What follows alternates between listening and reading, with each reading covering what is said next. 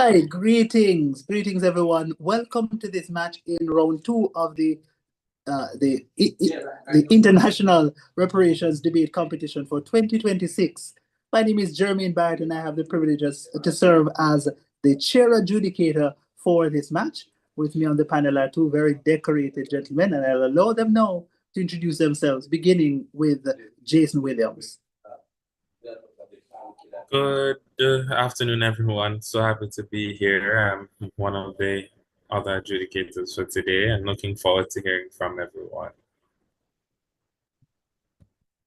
Hi everyone, my name is Diego Nelson, and I'm also pleased to serve as a panelist in this debate. I'm very much looking forward to the contributions. Thank you very much, Diego. And thank you very much, Diego. Thank you very much, Jason. And of course, I'm going to now invite Jason to announce our valuable sponsors and partners who make this competition happen.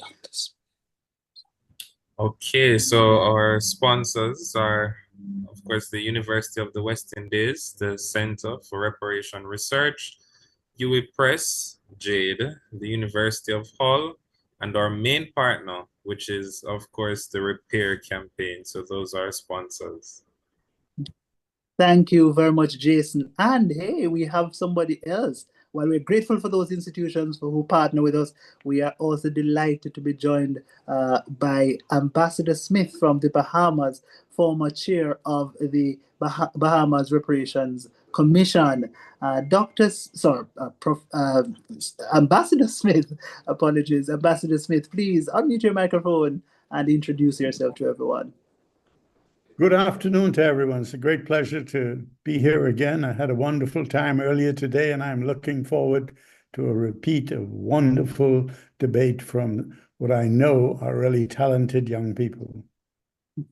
Indeed. Thank you very much, Ambassador Smith. Now, ladies and gentlemen, it's now time for us to get to know our teams. We have two teams, both based in Jamaica. One onside proposition, that's Montego Bay High School for girls, and opposing them is Edwin Allen High School. We're going to now invite the ladies from Montego Bay High School to introduce themselves in the order in which they'll be presenting. Good afternoon. My name is Chantel Lawrence, and I will be the first speaker representing the proposition side for today's debate. Good morning. My name is Renee Shaw, and I am the second speaker for the proposition. Good afternoon. My name is Khadija Jennings, and I will be the third speaker for the proposition. Thank you very much, Montego Bay High School. And we now turn over to the opposition team, Team Edwin Allen, to have them introduce themselves. All right, good afternoon, everyone. My name is Ricard Thomas, and I am the first speaker for the opposition. Good afternoon, everyone. My name is Shanika Crosdale, and I am the second speaker of the opposition. Good afternoon, everyone. My name is Daniel Campbell, and I'm the third speaker of the opposition. Thank you very much. That was Team Opposition, Edwin Allen High School. Now, we have an interesting topic that these teams will contest. And I'm going to now invite Jason again to come forward and to read the motion, the debate, the topic, the subject of this debate. Okay, so the motion for this debate is, this House believes that the financial constraints of former colonizing states should temper reparations demands. All right, thank you very much, Jason. And now for the rules, the debaters are already very much acquainted with the rules, but for you, our viewing audience, we like to bring you up to speed. And so you'd have just been introduced to the three speakers on each team. Well, each of those speakers have a different amount of time within which they will be presenting their substantive speeches. The first speaker will present for 7 minutes, the second speaker for 6 minutes, and the final speaker, the third and final speaker, will present for 5 minutes. After the first two speakers in the debate, that's Prime Minister on side proposition, opposition leader on side opposition, we will have an exciting period of cross-examination. We'll have another such segment after the second pair of debaters make their presentations. For the cross-examination segment, we'll have, in the first instance, the opposition team asking their 3 questions of the proposition team. Each of those questions are limited to 10 seconds each response, limited to 45 seconds. We'll have a flip and allow the proposition to go next with their 3 questions, following the same guidelines with respect to time. For the second segment of cross-examination, we will have the proposition team going first, and then they will be followed by the opposition team asking their 3 questions consecutively. Now, after all that debating and all that speech making, we will need to take a pause. And so we'll take a pause for 1 minute after the second cross-examination segment. And after that 1 minute pause, we'll resume with the reply speaker from team opposition. That's Edwin Allen High School, speaking for 5 minutes. And then, of course, we will yield the floor for the final speaker in the debate from Montego Bay High School, who will present their 5 minutes reply speech. Of note, debaters, you have periods within which your speech, within which you may accept points of information, particularly if you're the first or second speakers. So the first and last minutes are protected, and we're going to ask Jason if you would to be the official timekeeper as well, and that means that he will signal via the chat that you've spoken for 1 minute and that you have 1 minute remaining, indicating as well that you have consumed the allotted time. And then when it is that you've spoken 15 seconds extra, you will get another signal to indicate that you ought to stop. All right? So those are essentially the rules. We are now ready to get our debate started.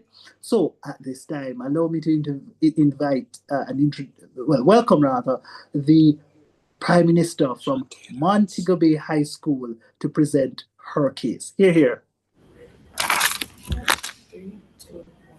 In 1999, the Treaty of Versailles imposed reparations on Germany so severe that economist John Maynard Keynes warned that they would destabilize Europe. Within 2 decades, economic collapse, hyperinflation, and political extremism followed. This treaty may have been the end of World War I, but the extreme clauses marked the collapse of the German government and subsequently contributed to the beginning of World War II. This very situation has only provided the base structure for our argument today. If a court orders damage is so large that the defendant collapses financially, the victim may win the judgment but lose any realistic chance of recovery. When justice ignores economic reality, instability follows. Justice without feasibility is simply symbolism. Today we are asked whether the financial constraints of former colonizing states should temper reparations demands to them. We in the proposition say yes, they must. Because if we ignore the painful lesson of Germany, if we demand what cannot be paid, we do not deliver justice. We instead repeat history's cruelest mistake, demanding impossible sums, ensuring nothing is delivered, and leaving the victims waiting another 100 years. Ladies and gentlemen, esteemed adjudicators and my fellow opponents, a pleasant evening to you all. Today, as first speaker, I will be presenting on 2 points. First, the principle of ability to pay is a fundamental requirement of justice. Demanding what a nation cannot pay is self-defeating and harms the very people reparations aim to help. Second, we will consider intergenerational equity. The current citizens of former colonizing states are not the direct perpetrators, and crippling them with unpayable debts creates a fresh injustice against an innocent population. My second speaker will then advance with the concerns of a double payment result and domestic political constraints. My third and final speaker will then summarize our main points and further dismantle any argument the opposition may present. Mr. Speaker, let us be clear about what this debate is and what it is not. We are not debating whether colonialism caused immense harm. It did. We are not denying that reparations may be morally justified. They are. We are debating whether present-day financial constraints should influence the scale and structure of reparation demands. They should. In any legal system, damages are assessed against the defendant's capacity to pay. If a court finds an individual 1 million, but that person earns minimum wage and has no assets, the fine is not justice. It is a meaningless gesture that ensures nothing is collected and nobody is compensated. The same logic applies to nations. A judgment that bankrupts a liable party is counterproductive. Consider modern fiscal realities. According to the International Monetary Fund, advanced economies now carry average public debt levels exceeding 110 GDP. The United Kingdom, for example, has public debt exceeding 100% of GDP, with rising servicing costs due to post-pandemic borrowing. Now let us apply this information to real-world maths. Scholars have attempted to quantify the reparations owed by colonialism. A 2023 report from Bruegel, a leading European economics think tank, noted that estimates range dramatically. One study suggested that Britain alone owes 18.8 trillion pounds in reparations for its role in the transatlantic slave trade, a figure 70 17 times the UK's annual GDP. Putting these figures in context, we are revealed to an unimaginable reality. Britain's entire annual government budget is approximately £1.2 trillion. Its national debt already exceeds £2.6 trillion.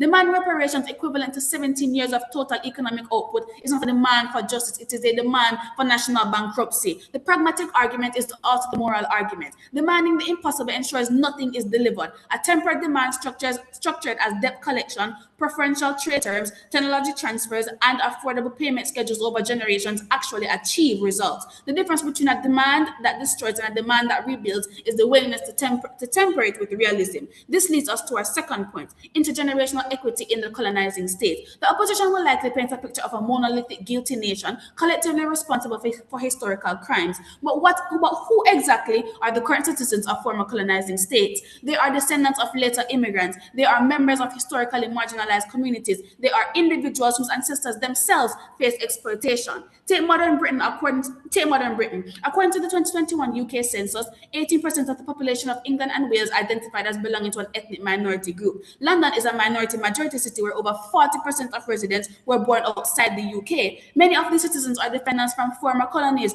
Jamaicans, Nigerians, Indians, Pakistanis, who arrived in Britain precisely because of colonial links. This is why temperance is not betrayal, it is strategy, it is wisdom, it is the only path that actually delivers resources, what actually transfers wealth, actually heals wounds. Now, what does temperate intergenerational justice look like in practice? It looks like Germany's reparations to Israel and Holocaust, not a single bankrupting payment, but decades of structured compensation, diplomatic support, and institutional partnership. Germany did not write a check that collapsed its economy, it built a relationship. It looks like Britain cancelling the odious debts inherited from colonial era loans, debt that were often imposed on colonies without their consent, and then used to extract payments long after independence. All of these measures cost money, all of them require resources, but they are sustainable. They are politically achievable, they actually happen. And they happen because they are tempered by an understanding of where the money comes from and who ultimately pays. Mr. Speaker, when we argue for temperance, we're not arguing for you to disregard the justified reparations that post-colonial countries are rightfully owed. We are instead stating that the limited financial capacity of former colonizing countries should be considered to reduce and moderate how large or strict the demands for reparations should be. The opposition will likely argue that modern citizens of former colonizing states have benefited from the wealth extracted by colonialism and therefore bear a responsibility to pay. We accept that systematic benefit exists. The infrastructure, institutions, and initial capital that powers in the Industrial Revolution in Britain were in part built on colonial extraction. The modern day Britain economy is, in a sense, built on historical foundation. But here is the crucial distinction the opposition wants you to ignore.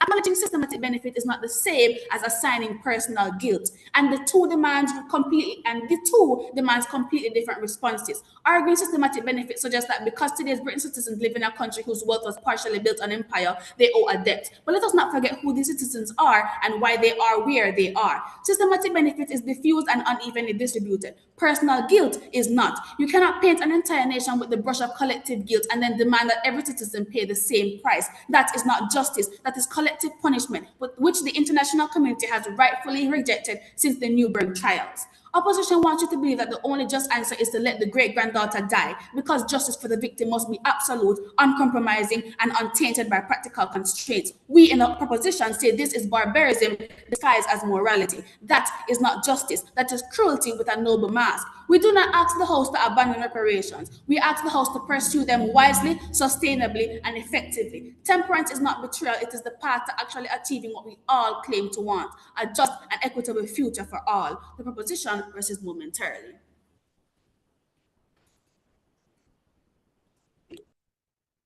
Thank you very much, Madam Prime Minister, for opening the debate in the way that you have done.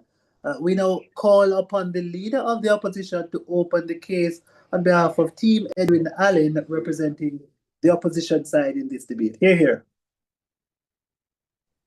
Good afternoon. You guys are hearing me well? Yes, we're hearing you well. Okay. Mr. Speaker, honorable adjudicators, and my worthy counterparts on the proposition, good afternoon. Mr. Speaker, the government's case today is built on a fundamental deception. The idea that justice is a luxury we only can afford when the budget is in surplus. By asking to temper reparations due to financial constraints, the proposition is asking this House to grant a tax discount to former colonizers. We, the opposition, reject this. Under the 1928 Charter Principle, reparations are a senior debt, a legal mandate to wipe out the consequences of a crime regardless of the debtor's wallet. As Article 31 of the Vienna Convention demands, a state must act in good faith, using a modern recession as a shield to keep the stolen capital is the definition of bad faith. If bombed out starving West Germany could prioritize billions in 1952, then no modern power has an excuse. We do not temper the truth, and we must not temper the restitution. Today, I will lead the opposition by proving three things. First, that the restitution is an absolute legal necessity, and second, that financial impossibility is a historical myth, and third, that a state cannot claim poverty while sitting on the fruits of a poison tree. My second speaker will then focus on the ethical and social considerations, ongoing economic effects of colonialism, and the historical inconsistencies in debt collection. Finally, my third speaker will then rebut and state why the opposition has won. Now let's dive into my substances. My first substances is the principle of restitution, which serves as the opposition bedrock, establishing that a state's obligation to repair historical harm is an absolute legal mandate rather than a flexible policy choice. The position is anchored in the 1928 Charter Factory ruling, which defines the wipeout rule. Reparation must, as far as possible, eliminate all consequences of the illegal act and restore the victim to the status quo ante. The warranting is clear. If justice is dictated by the debtor's current bank balance rather than the scale of the loss, international law ceases to be a system of accountability and becomes a system of convenience. By tempering demands based on financial constraints, we effectively grant colonizing states a theft discount, allowing them to retain the compound interest of centuries of exploitation simply by citing modern budget mismanagement.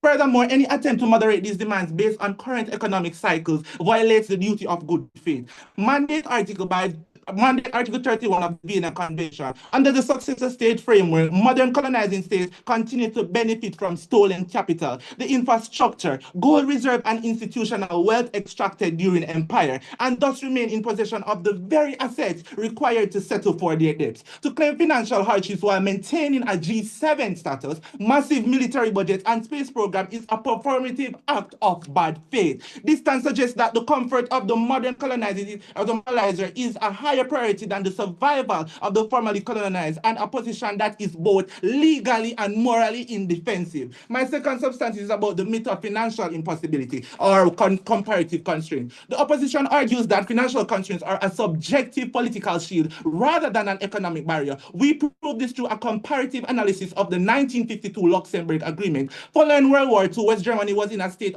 of literal ruins. Its infrastructure was decimated, its currency was non-existent, and it was burdened by millions of refugees. Despite these total constraints, the German state prioritized billions in reparations to the state of Israel. The one thing here is that the ability to pay is a function of the nation's moral priorities, not its bank balance. If a country reduced rubble could settle its debt to rejoin the international community, then a modern G7 power claiming that recession or a budget deficit prevent justice is a simple acting in the bad faith under Article 31. Their constraint is not lack of capital, but a lack of character. Furthermore, we must compare the temperance requested by modern colonizers today with the absolute lack of mercy they showed to colonize in the past. We point to the 1825 Haiti independence, where France sends warship to demand 150 million francs from newly liberated, destitute nation of the formerly enslaved people. Haiti had zero infrastructure and no global allies, yet France forced them to pay for 122 years, effectively strangling their development into the modern era.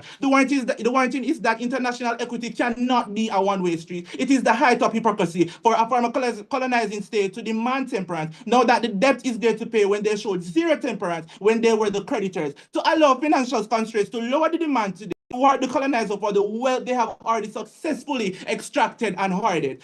Finally, we argue that modern constraints are fabricated narrative, because continue to find unlimited funds for self-interest. In the last decade alone, constrained nations have generated trillions of dollars for bank bailout, military expansion, and space program. Under the 1928 Charter Principle, again, reparations are a senior debt, a liability that must be cleared before a state can claim a surplus for its own luxury. The one here is that a state cannot claim it cannot afford to return stolen property while it's simultaneously spending billions on its own future. By rejecting the temperance of these demands, we force the state to recognize that its first obligation is to the victims of its growth, not the comfort of its current budget. We do not temper a debt just because the debtor wishes to keep their lifestyle. We demand the return of the stolen capital so the victim can finally begin to the opposition also asserts that financial constraints are a legally invalid defense because the wealth being protected is the fruit of a poisoned tree, invoking the Charles principle, which prevents a state from profiting from its own illegal acts. The argument maintains modern colonial economies are built entirely on stolen capital, forced labor, mineral and trade manipulation. The core warranty is that a debtor cannot claim property after spending and or mismanaging stolen assets. Domestic recession does not diminish the senior debt owed to the nations that were stripped of the resources to build those very economies. The position is reinforced by the 1991 UNSC Iraq precedent, where the UN mandated reparations as a fixed percent of all proceeds, regardless of Iraq's budget. This established that a nation's institutional wealth from central banks reserve to national museums serves as a collateral for its colonial liabilities. Furthermore, the concept of intergenerational enrichment argues that modern taxpayers are the beneficiaries of criminal estates, citing institutions like the Bank of England and the VOC. To claim an inability to pay while benefiting from these colonial foundations is defined as bad faith under Article 31 of the Vienna Convention. Again, ultimately, justice is required the liquidation of the poison fruit rather than tempering demands to accommodate the debtor's lifestyle. Mr. Speaker, ultimately, justice cannot be tempered to accommodate a debtor's modern budget. From the Charles of Principle to the Haiti and the UNSC precedent, the law is clear. A state cannot claim hardship while sitting on the poison fruit of stolen capital. We do not grant the theft discount up for the mismanagement of the colonial wealth. We demand the liquidation of the wealth to settle the senior debt of history. Anything less is a performance act of bad faith, and I am proud to oppose, and now the opposition momentarily pauses. Thank you. Thank you very much for that spirited presentation, opposition leader from Edwin Allen High School. All right, ladies and gentlemen, we move to the first segment of cross-examination now. And this segment, Edwin Allen High School on the opposition team gets to ask 3 questions first of the proposition team, Montego Bay High School for girls. Of course, each of those questions are limited to 10 seconds, each response limited to 45 seconds, after which we will flip and allow Montego Bay High School to pose their 3 questions, guided by the same rules with respect to times. All right, so Edwin Allen, you may now open this segment with your questions.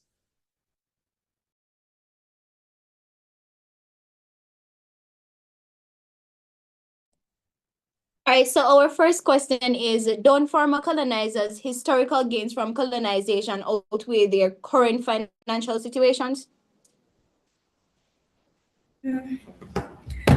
So firstly, you said that their former historical gains outweigh the current financial situation. No, it does not. Firstly, these historical gains have been interwoven with the culture they have right now, the system they have now. So no, it cannot outweigh it. Countries like France have been dominating the world stage. Additionally, these countries have been participating in helping these former colonies with foreign aid, with investments, with building roads. So therefore, they have been helping even now. So it just seems very unfair to then act like these financial constraints do not exist and must have this big place on morality, only morality. Thank you. Okay. No more question? You're supposed to ask one. Which one do I ask? All right, how do you define financial constraints? Wouldn't that open the floodgate for excuses? Right, financial constraints have to do with whether or not these countries have the ability or what limits they can actually provide money. However, you have to remember that these countries have their nation, their citizens to participate in, and that's going to be their first thing. They're going to think about pension, they're going to think about roads, schools. So yes, they also have to think about our integration in paying us back, but they also have to think about that as well. And so we have to realize that we have to take that into consideration. And the fact of the matter is, we cannot just demand a large sum of money when these big countries have millions of people who demand and need their help. So therefore, yes, we have to think about that as well. We cannot punish these citizens for just existing in our country. Additionally, some of them are immigrants, Jamaicans and Nigerians. Thank you. No, is one more question. Okay, so the first speaker mentioned that they still owe trillions of dollars to because of the slave trade. But didn't Britain take over 40% of their national budget to pay slave owners? Why can't they do it for the victims?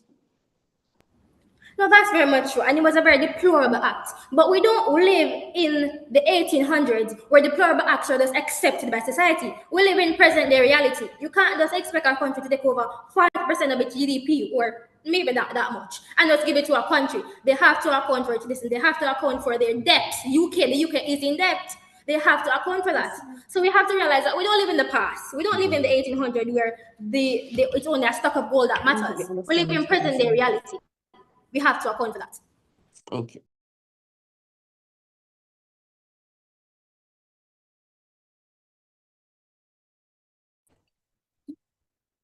All right. Am I being heard? Yes, you are, sir. Thank you very much. Just had a little connectivity issue just now. All right. So was that the third question from Edwin Allen? Okay. Yes, sir. That was their 3 questions. Good. Appreciate that. And so we now move on to Montego Bay High School to have them pose their 3 questions. You argue for justice regardless of cost. What is a specific realistic financial figure for reparations, and how would the colonist government raise that money without causing immense harm to its own citizens?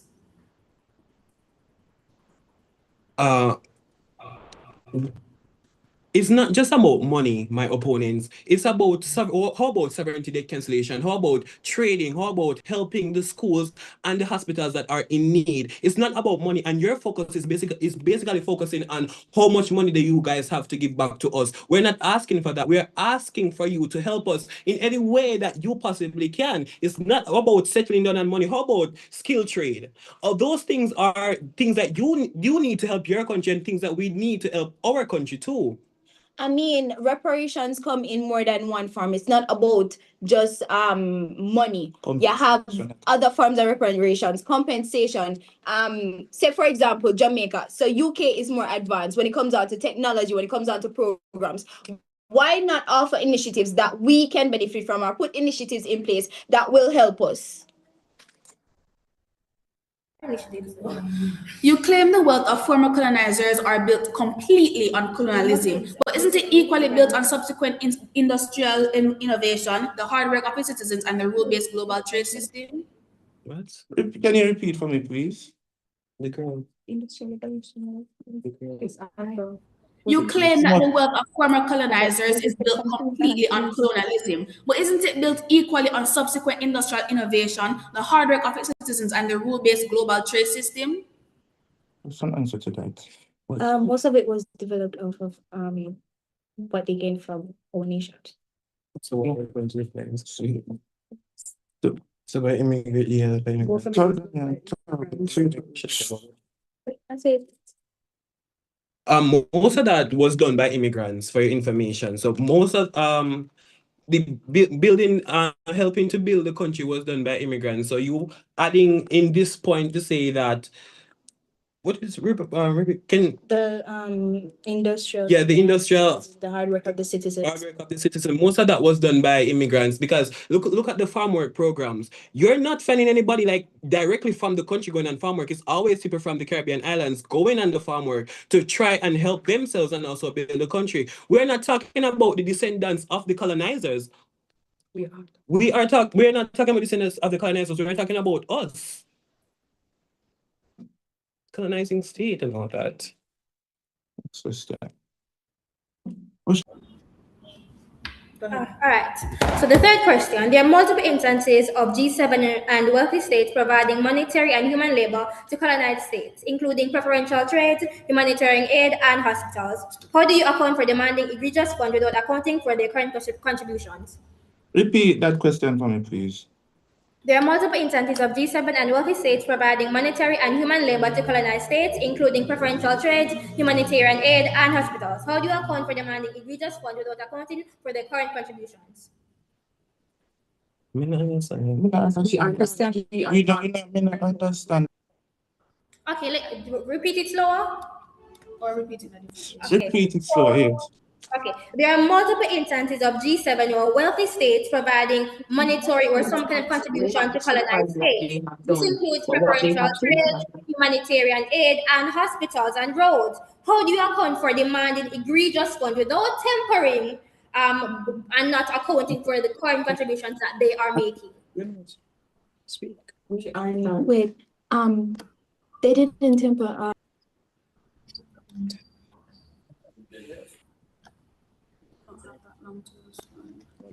Let's look at it this way. When Haiti was in the position where France was demanding independent debt from them, France did not temper their reparation to their demands for the fees that they wanted Haiti to pay. So why should we today temper reparations that we are seeking from these former colonizers?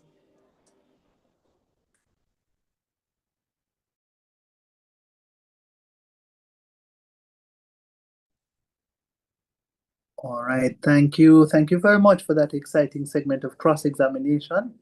We are now going to proceed with the deputy speakers, beginning with the Deputy Prime Minister. Let's make that speaker welcome. Of course, the Deputy Prime Minister hails from Montego Bay High School for Girls. Everything in moderation, including moderation. It is a classic quote highlighting the need for balance even in restriction. It advises about avoiding extremes and advance a healthier, more sustainable life, emphasizing that too much of anything, even good habits or in good faith, can be harmful. Chairperson, educators, members of the audience, and members of the opposition, good day. I stand forward with my team in strong support of the motion. The House believes that the financial constraints of former colonizing states should temper reparations demands. Now, we support this motion because it aims not to eliminate reparations, but to moderate and regulate it. Everything must be done in moderation. If we report this matter rashly without thinking critically about the effects, we risk worsening the situation we intend to rectify and creating more problems. It is correct that former colonizer states should provide reparation to their former colonies. However, the present reality we live in does not coincide with egregious demands of money to countries that may not even have institutions to accurately distribute it. Additionally, multiple colonizing states have, in many cases, already provided billions in foreign aid, debt relief, and preferential trade access over the decades. Not to mention, what of the countries themselves? It is a nation's duty to provide for its own countries. How do we think voters will react to massive unilateral transfers of wealth? Here lies the essence of opposition's case. They want justice over practicality, over reality. This introduces my first point. Let's look at this from a practical standpoint. Over the years, former colonies, particularly in the Caribbean and Africa, have been faced with multiple drawbacks, whether due to political tension or natural disasters. In these instances, countries like France, the UK, and China have provided monetary and human support. Therefore, while actual reparations are still needed, we cannot dismiss the financial contributions that these countries have already given. Their financial constraints have already been pushed to the limit by contributing over the last decades. This introduces our double payment argument. Let us examine the Caribbean specifically. After Hurricane Dorian in 2019 devastated the Bahamas, the United Kingdom deployed military assistance, humanitarian relief, and reconstruction funding. To add to the UK Caribbean Infrastructure Fund, over 300 million euros have been invested in regional infrastructure. That is, roads, water systems, and renewable energy. Again, during COVID-19, vaccines and financial support were delivered to Caribbean nations through UK and EU backed initiatives. No, these contributions do not erase colonial atrocities. They do not. But they are substantial financial commitments. That is what we mean by double payment. Former colonizers are already contributing billions in development assistance, debt relief, and disaster recovery. The question is not whether reparations are owed. The question is whether financial constraints after decades of ongoing contribution should shape the scale and structure of further demands. To the opposition, yes, they should. It is utter madness to not consider the financial constraints that these countries may have when they have already contributed so much. They are already paying. Therefore, future reparations must be structured sustainably. The opposition may argue that because these nations are wealthy or G7 states and thus pleading financial constraints is immoral. However, the opposition fails to remember that national wealth is not the same as unlimited space. These governments operate under pension obligations, healthcare commitments, and security responsibilities. As states first with the issue its present citizens. Correcting historical injustice cannot justify creating economic instability today. Additionally, the ability to fund the military does not mean there is an unlimited pool of money sitting around. Budgets are structured to cater to its country's needs. There are international obligations that are binding, and allocation carries consequences. We are not denying reparations. We are arguing that they must be sustainable, structured, and politically viable. They have to balance maintaining their own country while paying reparations, which is a historical responsibility. That is not immoral. It is simply responsible governance. Morality. What about practicality? Logic. To add, France's disgraceful actions to Haiti should not be viewed as an opportunity to punish its citizens. We are not in a movie where we prioritize vengeance. We live in reality. One I hope is covered by laws and fundamental human rights. Now we must address the fact that a country must answer to its citizens. Both those in former colonizing states are unlikely to support mass unilateral transfers of political reality is a recipe for backlash. Additionally, it can fuel far-right nationalism and damage diplomatic relations further. For instance, in the United Kingdom, foreign aid was reduced to 0.7% to 0.5% of GDP after public pressure and fiscal strain. This demonstrates that when voters believe overseas money is mismanaged or when domestic pressures rise, governments pull back. Political reality risk triggering exactly this kind of backlash. Additionally, across Europe, we have seen the rise of nationalist movements arguing that taxpayer money should remain domestic. This is seen specifically in Italy. Therefore, massive reparation payment without tempering could fuel similar movements and weaken international cooperation.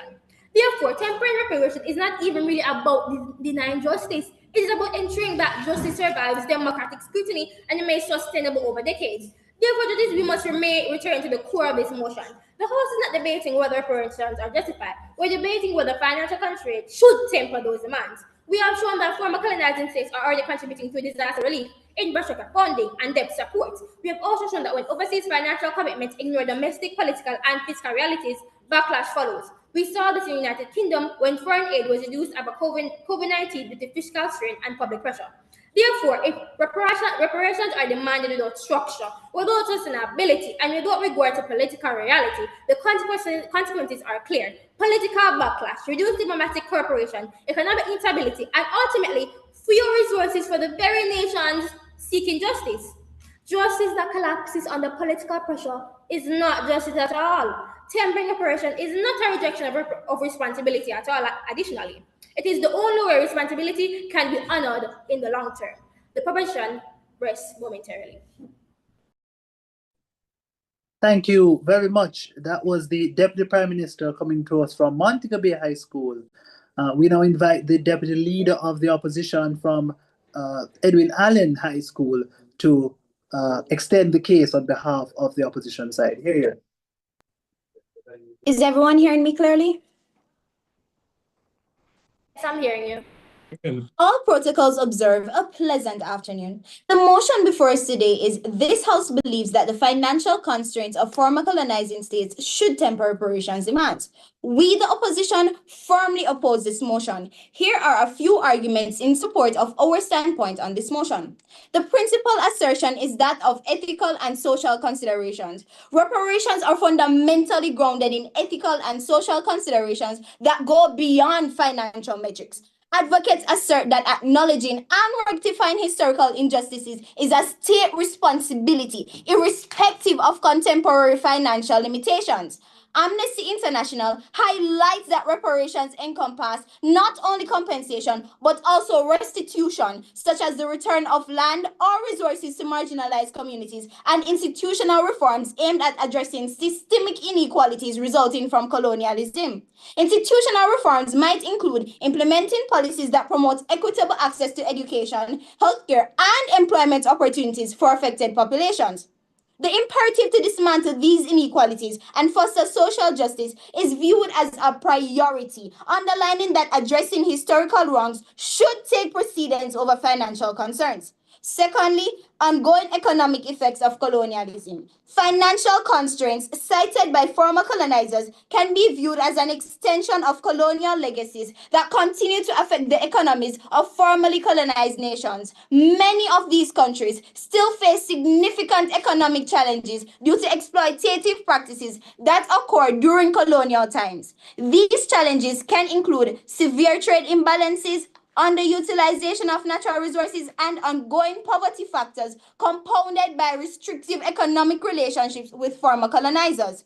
Historical resource exploitation allowed colonial powers to extract wealth with minimal compensation, resulting in enduring vulnerabilities. Many resources remain underutilized due to historical agreements that favor foreign interests, leading to lost revenue potential. Additionally, ongoing trade imbalances where former colonies export raw materials at low prices while importing finished goods further hinder economic growth and contribute to debt. Moreover, the history of colonization is marked by coercive financial arrangements where former colonizers imposed heavy debts on colonized nations, often without regard for their economic stability. For example, after gaining independence, Haiti was forced to pay reparations to France, amounting to 150 million francs, which devastated its economy and contributed to its status as one of the poorest nations today. This debt crippled Haiti and has led to ongoing economic struggles, including severe poverty and food insecurity.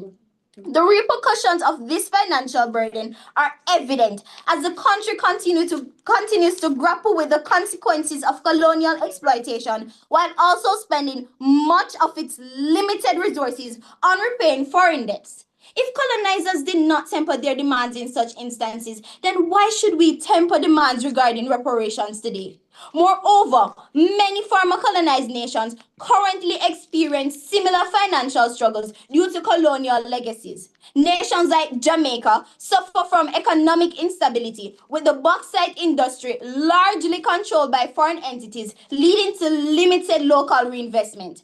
China faced war-induced debt, opium addiction, and economic dislocation from unequal treaties, while Guyana and Trinidad and Tobago face challenges related to natural resource extraction that favor foreign corporations over local communities, reflecting a legacy of resource exploitation that persists to this day.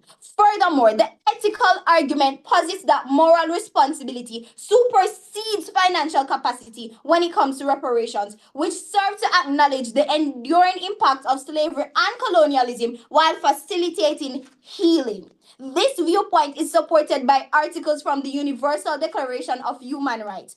Article 1 emphasizes dignity, stating that all individuals are born free and equal in rights, suggesting that reparations restore dignity, often lost to colonialism.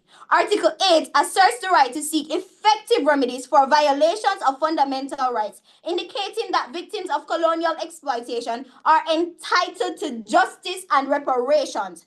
Article 27 highlights the right of individuals to participate in cultural life, emphasizing that reparations can enable marginalized communities to access benefits historically denied to them.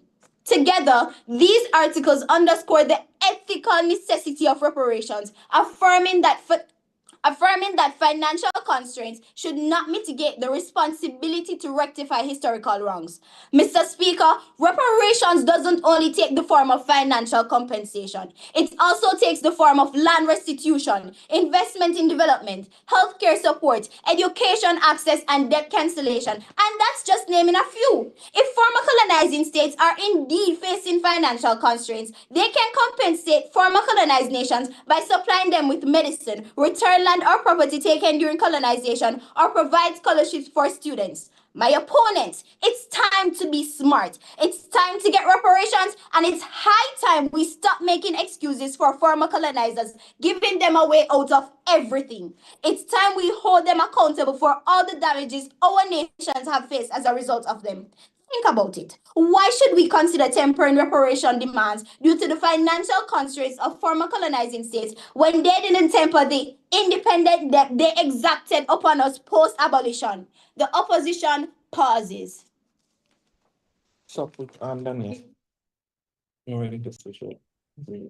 Thank you very much. That was the deputy leader of the opposition from Team Edwin Allen High School, concluding the second speaker's presentation. That was all right. So we move now into the second segment of cross-examination. In this segment, the proposition gets to ask their questions first, followed by the opposition. All right. So we will begin with Montego Bay High School asking questions of Edwin Allen High School. You mentioned that reparations should not be monetary only, and that we have neglected to mention that. However, we have consistently mentioned the many ways colonies are currently responding as such. Is it that you don't feel that these are notable or worthy of mention? What would make this contribution less than that they are not important to consider? Repeat from...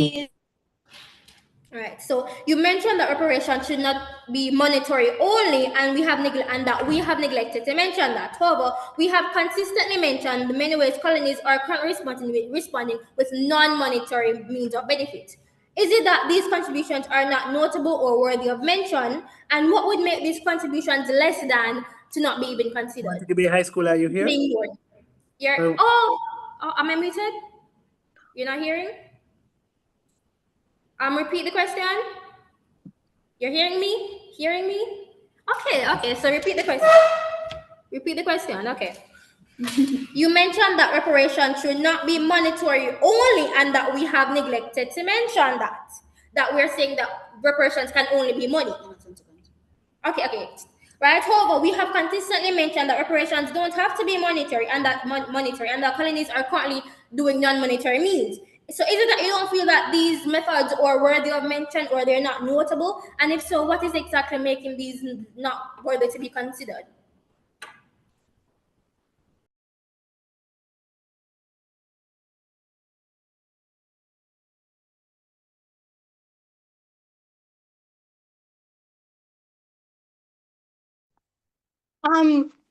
We're not saying that they're not notable or that they're not doing anything, but has these countries given us a formal apology? UK hasn't. Because the UK hasn't done that. The opposition invokes the uncompensated labor of the past, but if we are to apply the legal and economic standards of the 18th and 19th century to today's claims, shouldn't we also apply them consistently? Former colonies, don't they also have to account for the debts incurred to the colonizer?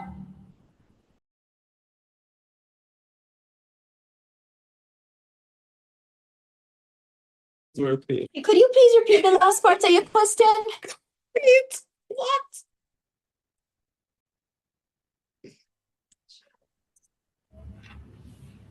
All right, let me just repeat the entire question. The opposition invokes the uncompensated labor of the past, but if we were to apply the legal and economic standards of the 18th and 19th century to today's claims, shouldn't we also apply them consistently?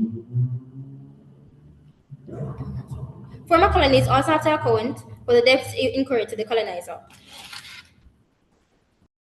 The debts we incurred to the colonizer, that's the same debt that Haiti had to repay back, the same independent debt that Haiti's country is in ruins to this day, because we had to pay, or Haiti had to pay them. May I just remind you, 150 million francs that devastated their economy? Paying for slavery? Oh gosh. Paying to be enslaved? All right, thank you very much, Montego Bay High School, for those questions. Thank you, Edwin Allen, for those responses. Edwin Allen, you're up now with it.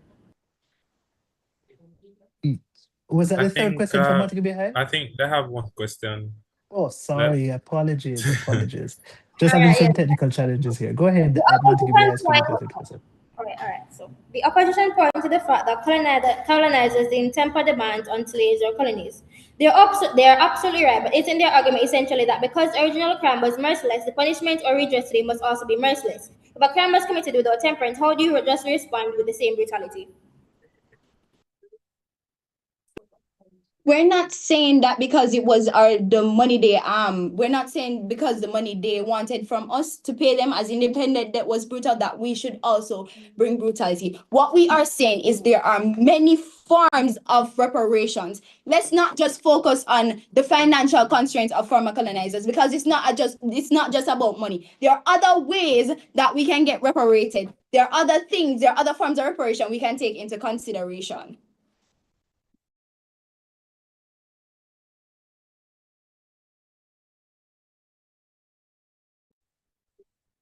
Thank you very much, Montego Bay High School and Edwin Allen, for those questions and answers. Edwin Allen, you may now ask your questions of Montego Bay High School.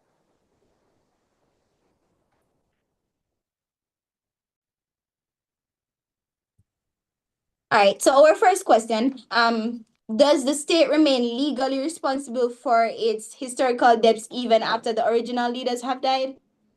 Of course. Of course. I don't see, we're not arguing against that. We're saying that we should be doing reparations. We're just saying, as it the Moody said, that we want to temper them. The Mood literally says, the Mood says that the financial constraints of former colonizing countries should be taken into consideration. So we agree with reparations. They should take responsibilities. But you guys live in a reality where instead of being in the 21st century, live in the 1800s, where you don't have to consider that other people live and exist in these countries that need to live. We're not considering that.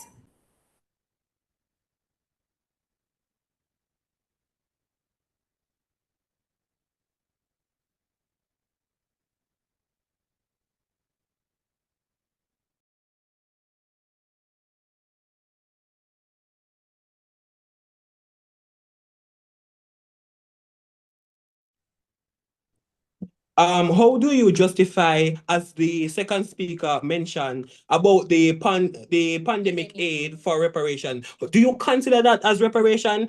Mind you, furthermore, that was paid by the World Health Organization, and they didn't even. It was like the country also paid for it. So I'm not getting what you're trying to say. A country never donate that to us and call it a reparation. That didn't happen. It was That's a question. Okay, all right. So all right, I don't know if that's a question, or a statement. Yes, I'm not sure if that's a question or a statement.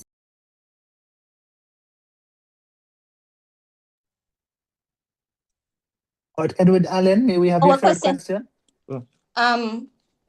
Our third question is, it's the same. does the fear of public backlash over reparations overrule the decades of disregard of human rights? No, I'm good. All right, so I would say that it does, because you're asking these countries to make egregious demands or take out egregious amount of money from their own banks. Yes, mind you, these countries have to answer to their citizens. They have to answer to their political parties. They have to answer to their stakeholders. They have to answer to the different countries that they have agreements with. They have to answer to their debt collectors. They have to answer to the UN. They have to answer to all these people. And if I'm looking at you and you owe me a debt, and you are taking egregious amount of money to give to this one country, to give to another country, give to another country, what would I believe that you're a good good partner, a good diplomatic partner? I would cut you off. It would cause political backlash, because the country would have been essentially cut off from the world, because of their bad political and economical decisions. Okay, thank you very much to you, both teams, Montego Bay High School and Edwin Allen. We're now going to pause, take that 1 minute break, much deserved, before we move into the segment where the two final speakers, the third speakers rather, present their final contributions in the debate. All right, so your 1 minute pause begins now.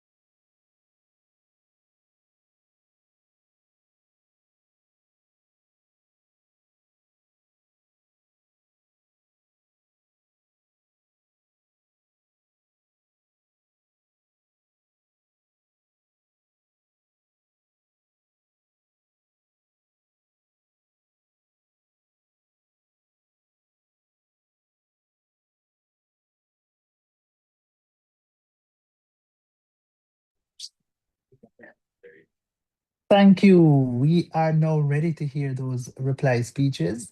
So we call upon the third and final speaker, the reply speaker from Edwin Allen High School, team opposition, to put the final touches on the opposition's case. Here.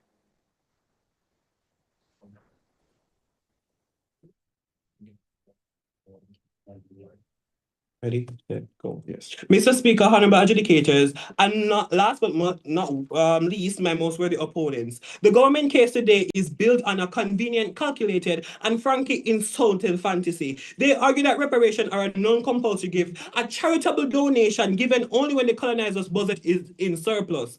The opposition rejects this entirely. We are here to defend the universal truth. You cannot temper justice to protect the thief's comfort. They want to treat centuries-long crime like a subscription service they can cancel whenever the bills get too high. Let's dismantle the economic argument with the very law the government fears to ignore. Under UN Article 31, states' responsibility is absolute. There is no recession clause in human rights. If a corporation leaks oil into the ocean, do we give them a recession coupon? No. You do not get a discount on a sentence just because you spent the money you stole.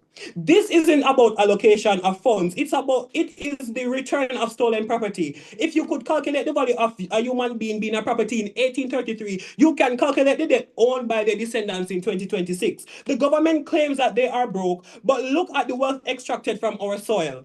It was the sugar plantations in Jamaica and the gold mining extraction in Ghana and the labor of millions. You are sitting in your institution built with $45 trillion of stolen colonies. You cannot claim you cannot pay the bill while you are still sitting at the table eating the meal you stole. Their constraints are a choice, not the reality of math. If they are truly broke, why haven't they offered debt collection? Their silence proves that their financial constraint is just a mask of political refusal. Mr. Speaker, permit me. My opponents, let me hold a napkin in between your hands when I say this. There are other ways to pay back in reparation. It's not just financially. Mr. Speaker, the government hides behind the word affordability as if it's a cash-only currency of justice. If they are truly broke, as they claim, why hasn't the House heard anything about sovereignty debt cancellation? Right now, Caribbean nations are being squeezed by high interest loans from the same institution that profited from our ancestors' blood. We are paying the thief the privilege to be robbed if the government cannot find the liquid cash today. They can find the pen to sign away the billions of debt that hold our hospitals and schools hostage. My opponents, please be reminded about the senior debt collection. The government worried about social backlash and the feeling of their taxpayers. To that we say justice is not a popularity contest. If we waited for years when it is convenient and economically comfortable, we will still have the chains to our feet. The government tells us to wait on a convenient season, but for the Caribbean, that season was hundreds of years overdue. We do not temper the medicine because the patient finds it bitter. We do not temper the truth because the perpetrator finds it loud. In 1833, the UK found the money to pay reparation, to pay money to the slave owners. It was 40% of their national budget. They found the money for criminals in weeks. It is a gaslighting to tell us that they cannot find the money for their victims. You cannot temper a crime, Mr. Speaker. You cannot temper a genocide. The Caribbean is not a beggar. We are a creditor at your bank. The ancestors, the accounts are open and the interest is compounding. You found the money for your masters. Now you must find the money for the masses. Keep your temperance. We will take the check. The opposition rests its case.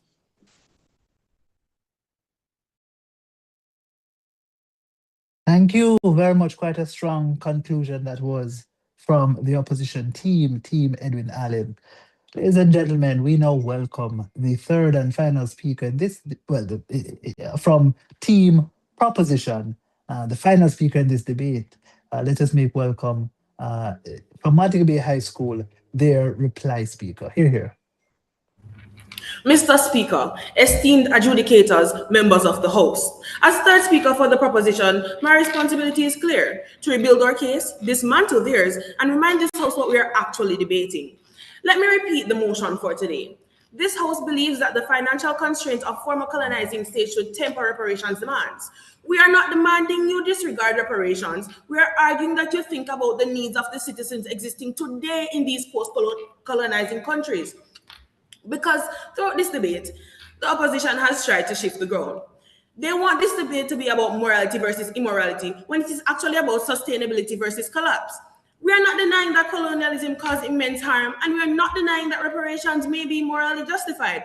We do not argue for a discount or the abandonment of reparations. However, we ask that the funds be paid over generations instead of one large check. It is also important to understand that reparations do not have to exist in a vacuum of monetary contributions only.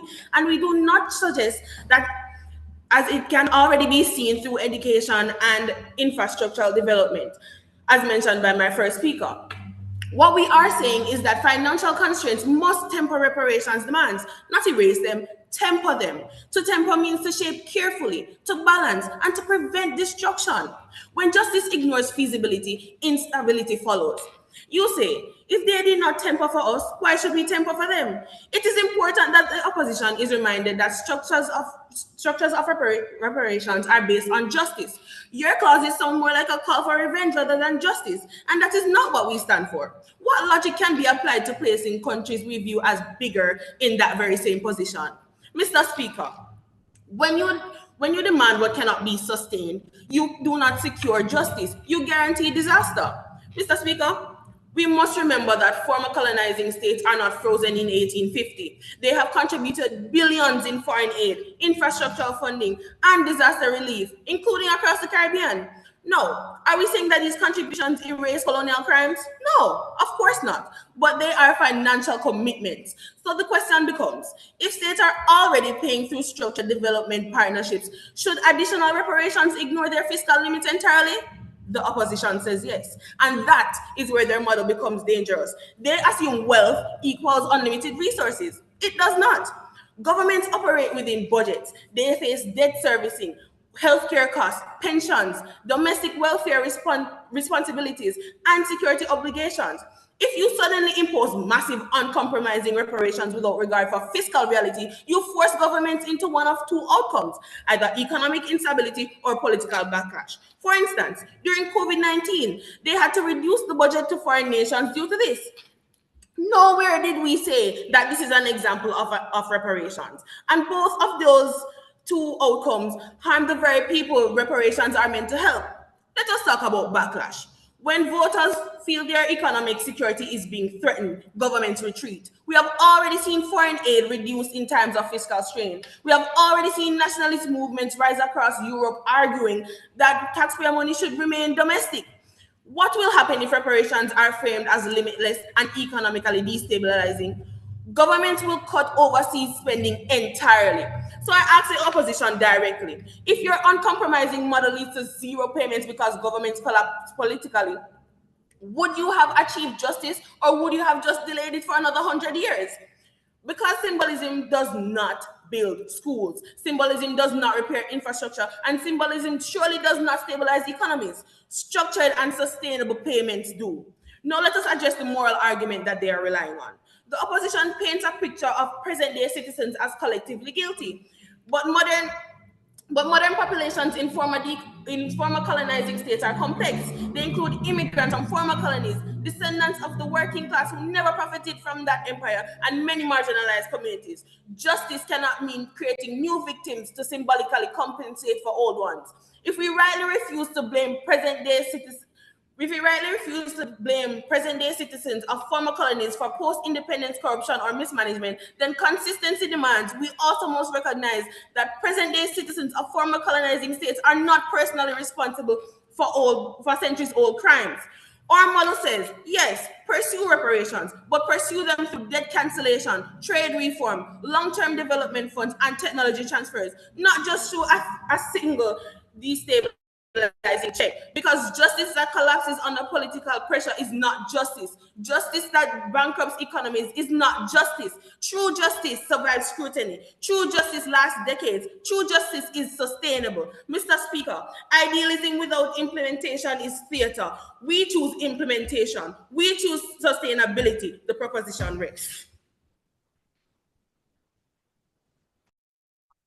Thank you very much. That was the third speaker from Montego Bay High School concluding this debate. Thanks to all the debaters in this match. Ladies and gentlemen, we as the judges, we have quite a lot to go and ponder on. So we will make our way now to the breakout room to deliberate and return shortly thereafter with the results.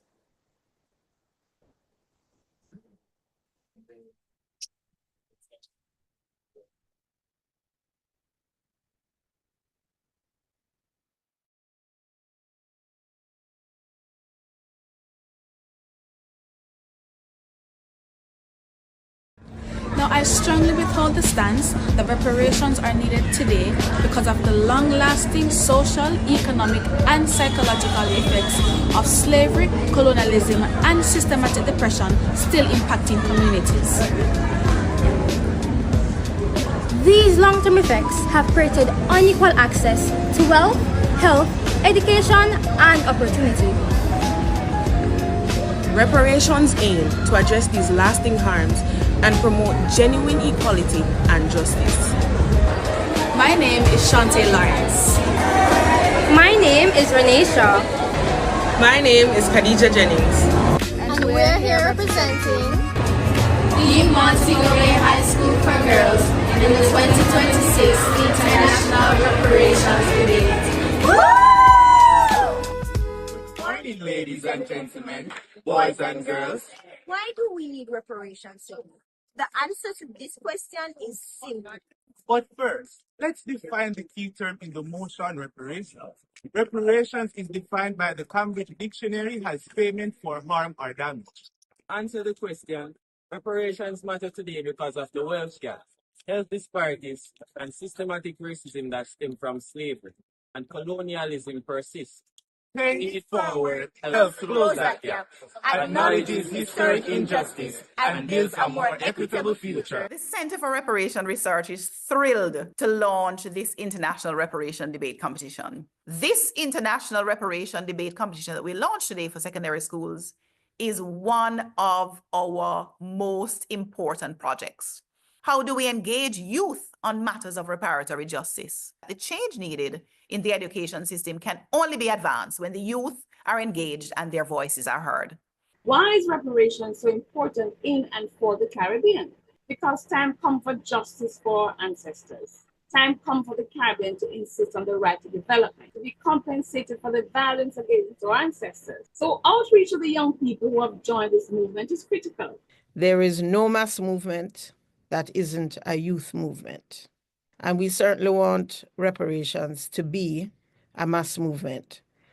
So it's really exciting, though, to have a regional / international debating competition.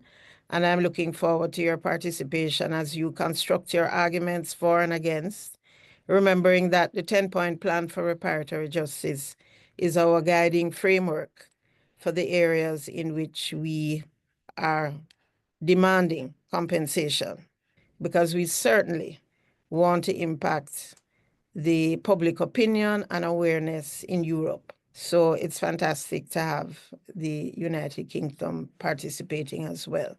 So why is it important for youth to be involved in the reparation movement? Being involved in the reparations movement is critical to youth if one is to know their history so that they can understand why their societies are functioning as they are today. The future of the countries we live in are dependent on the current situation that exists today in our countries. And these current conditions were created by the past, including indigenous genocide, African enslavement, indentureship, and colonization. Being involved in reparations is about seeking justice, seeking a way to reduce inequalities in our own countries and then in the broader world. It's about seeking a more peaceful and balanced world, where global problems are solved in partnerships, not in isolation. I believe the sponsors are hoping this competition will allow our youth to gain knowledge about the past so that as young people, you'll be able to make better decisions in the future and make our countries better places. We know that we need to understand stories about people that look like us. So the fact that so many of you young people have registered was so encouraged by your enthusiasm and your passion for wanting to enter this debate. It is so important. It's just at the core of who we are, that we need to understand where we come from, understand our true history, and having a debate competition on this particular topic is such an important milestone. To have a real conversation about repair, and the fact that our young people were so articulate with their presentations, and to ensure that we keep educating our young people, because you are the future of us and are the Caribbean's a sustainable future. So congratulations, everybody. We are looking forward to the debate. Encourage everyone to join the debate. Thank you so much, all. Education about the history of the oppression of a people can either be a tool for liberation or a tool for reinforcing trauma. What allows for education to be one or the other is not the topics taught, but how they are delivered. Therefore, we, the proposition, would like to firmly state that teaching the history of the transatlantic trafficking of enslaved Africans, or TTEA for short, does significantly more harm than good, not because of the topic, but because of the current pedagogical approach taken. Your average high schooler learns about the transatlantic trafficking in enslaved Africans through a rigid, standardized curriculum. They are taught by a teacher who is expected to simply deliver information, often in a lecture format, and test students on their ability to memorize facts, years, and names. In this setting, students are not invited to engage critically with the material, ask difficult questions, or relate the content to their own lived experiences. Instead, they passively receive a version of history unable to truly process its relevance, impact, or emotional weight. Where is the opportunity to understand how this horror shaped the blood in our veins and the names we carry? There is none. Students memorize facts and regurgitate them on paper. But inside, the lesson lingers, that the history of the African diaspora is one of subjugation, and that their place in the world is to suffer and survive, not to lead, not to thrive. This is exactly what Paulo Freire, in his work The Pedagogy of the Oppressed, described as the banking method of education, where students are treated as empty accounts to be filled by the teacher.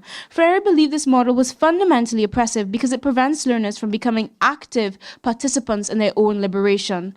It discourages dialogue, reflection, and consciousness raising. This is what he calls conscientization. The teaching of the transatlantic trafficking in enslaved Africans today in many classrooms still follows this harmful pattern.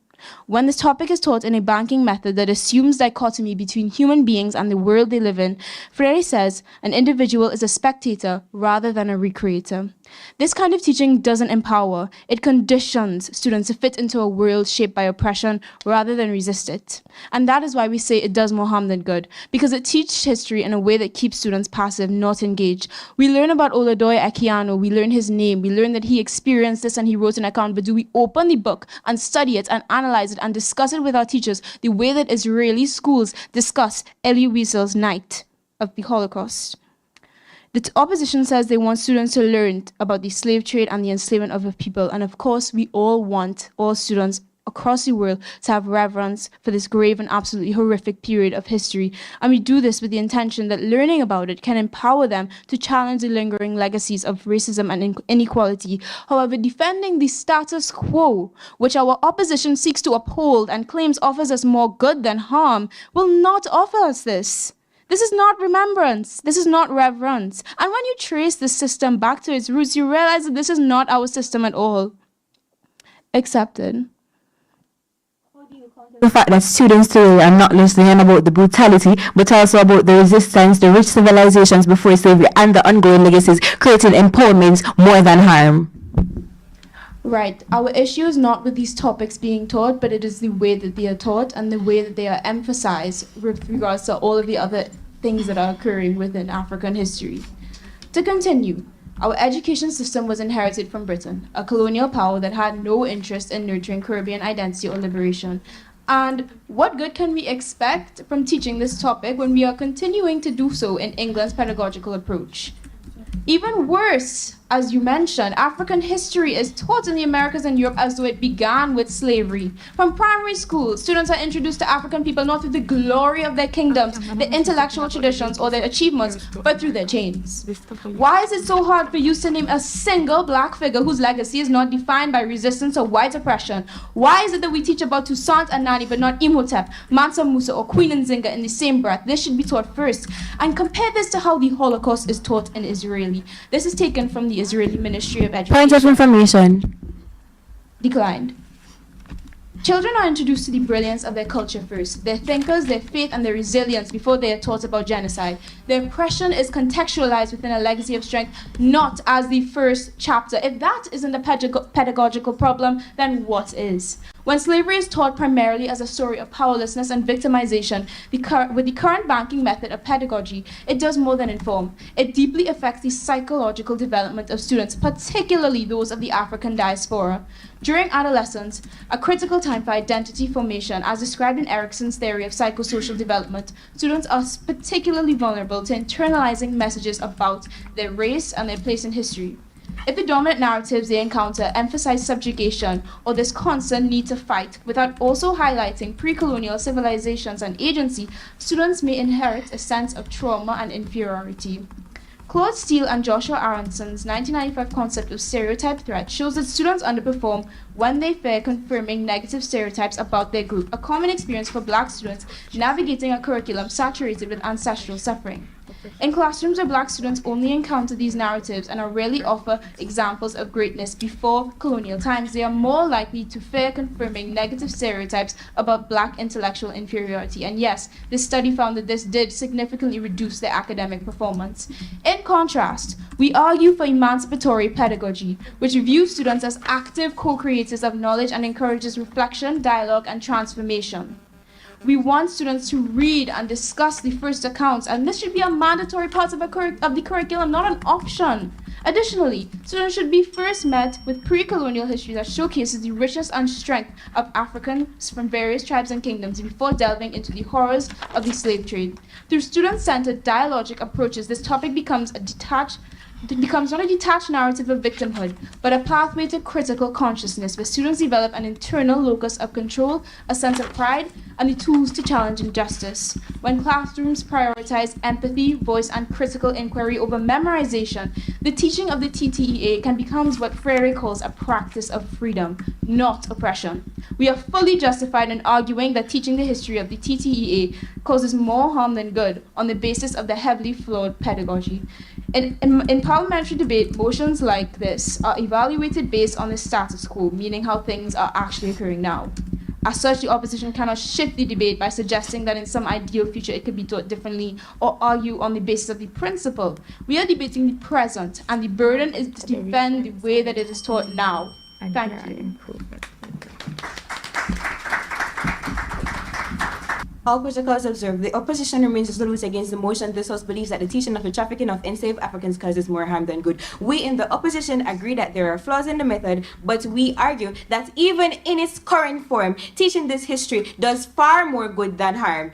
We accept the definitions posited by the opposition with the exception of the word harm. Harm caused by the teaching of the trafficking of enslaved Africans in this case is more like temporary discomfort that fosters long-term justice awareness and healing. The burdens. The proposition burden is to prove that the act of teaching this history is inherently harmful, even when taught well, and that these harms are so deep and widespread that they outweigh all educational and social benefits. We must prove that the current approach generates more harm than good, and 2, the harm is not inherent to the method but as a result of poor implementation, and 3, that the teaching of enslaved Africans creates civic awareness, empathy, prevention of recurrence, and general social progress. The status quo. The history of the transatlantic trafficking in enslaved Africans is already being taught, but with growing care and impact. Students today are learning not just about the brutality, but also the resistance, the rich civilizations before slavery, and the ongoing legacies of inequality. Yes, some schools get it wrong. Reform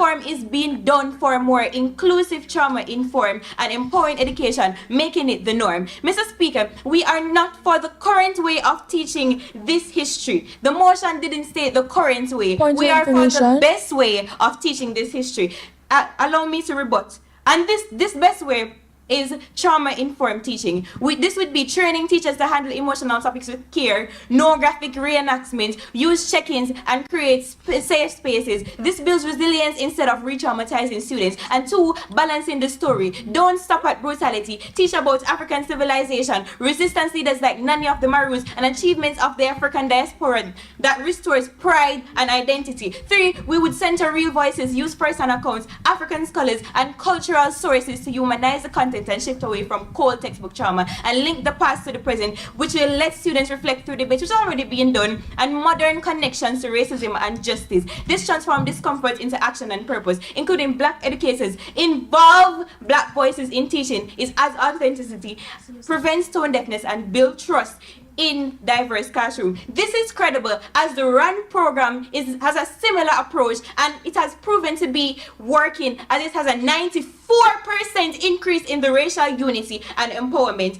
Allow me to rebut the misconceptions provided by the government. The government stated that teaching of trafficking of enslaved African causes discomfort and psychological harm. But let me say that discomfort is not harm, Mr. Speaker. And the 2019 UNESCO states that students taught slavery alongside resistance have greater empathy and understanding of justice. And secondly, discomfort is necessary for growth and historical reckoning, just like the Holocaust education or genocide studies. They also stated that the current method does not include the history before slavery. But Mr. Speaker, let me say that this is a big misconception. Most syllabi incorporates the history of the Africans before they were colonized. We don't learn about slavery before we learn about Mansa Musa. We don't learn about slavery before we learn about Songhai Empire. It is in the rationale also Points of information that the teachers should use discussions to actually engage the students. In today's debate, I will bring two substantive. One, the current methods build civic awareness, empathy, and critical thinking. And two, discomfort from learning is not the same as harm. It leads to empowerment. My second speaker will discuss justice and the prevention of repetition in the injustice, while my third speaker will prove why we remain supreme. Our first substantive is the harm lies in the method, not the content. My first warrant is balanced teaching that includes stories of resistance and survival, reduces emotional harm and builds empathy. When we emphasize both suffering and human dignity in the trafficking of enslaved Africans by teaching resistance, African agency and survival, we shift from trauma to empowerment. It does more harm than good because it builds pride, resilience, and understanding. For example, the Holocaust education isn't taught by showing only images of death camps.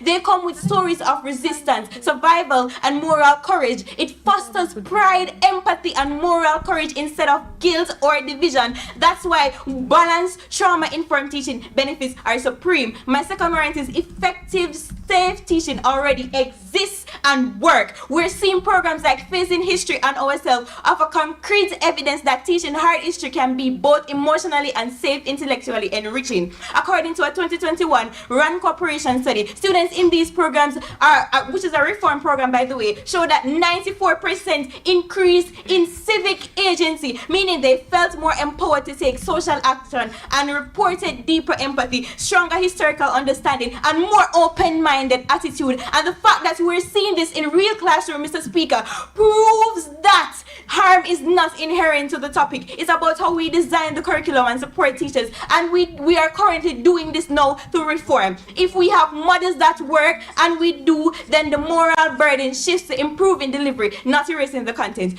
What my third warrant is suppressing this history causes more harm than good. Mr. Speaker, be aware that we're not talking just about the current history. We're talking about the teaching of the history overall, because that's what the mood says. In environments where slavery is ignored or downplayed, misinformation spreads like wildfire. Students grow up believing that slavery was minor, that racism is just a mere relic of the past, or that systemic inequality is simply an overreaction. This ignorance sustains real-world harm, and contrary to this, we're seeing that countries like Germany, who have faced their history head-on with regards to the Holocaust, show lower levels of historical denialism and far-right extremism than those that whitewash. The impact, it promotes social equity and activism, because when students learn this history accurately and empathetically, they become more socially aware, engaged, and ready to challenge injustice. And two, it empowers empathetic, informed citizens who are empowered to fight modern injustice. And three, it protects future generations from repeating injustice itself. My second substantive is silence enables racism to thrive. My first warrant is when schools avoid teaching slavery, they leave students with distorted or incomplete narratives. In the absence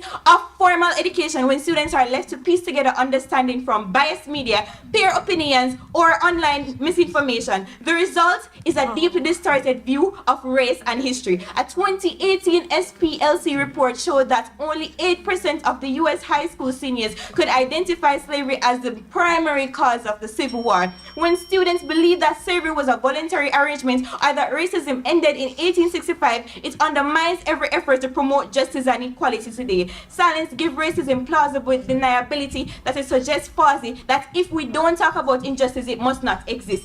The impact, it ensures future generations, and with that, And with that, the proposition momentarily rests. 400 years ago.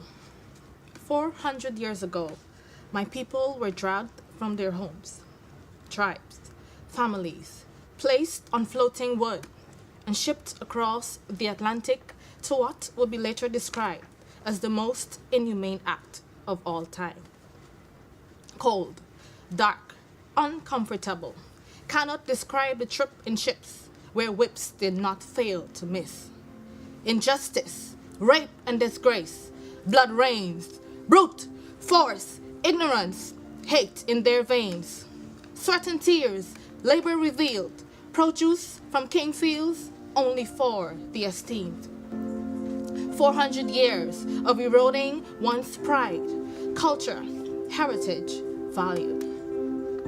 400 years of the iron chain, stringing up, leaving bare. Oh, but they never cared. Why fight when you would be met with sharp blades? So don't you dare cry out in fear. Why not plan escape with the plaiting of one's hair?